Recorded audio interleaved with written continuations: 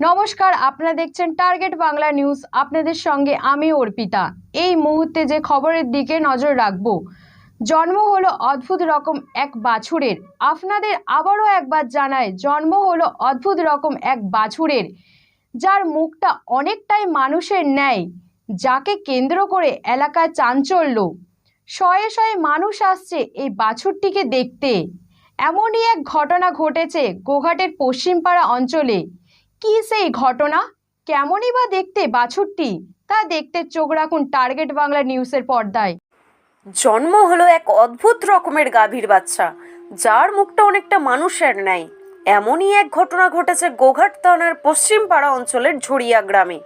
বাড়ির কর্তার নাম সুধাকর মণ্ডল। মানুষের মুখে নেই বাছুর জন্মের কথা লোক মুখে প্রচারের পরই আশেপাশের জায়গা থেকে বহু মানুষ ছুটে আসে মানুষের মুখের ন্যায় দেখতে বাছুরটিকে।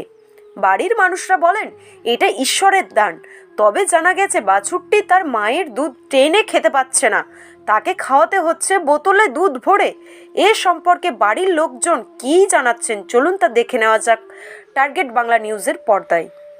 এই বাচ্চাটা বড় বাচ্চাটা এখন একটা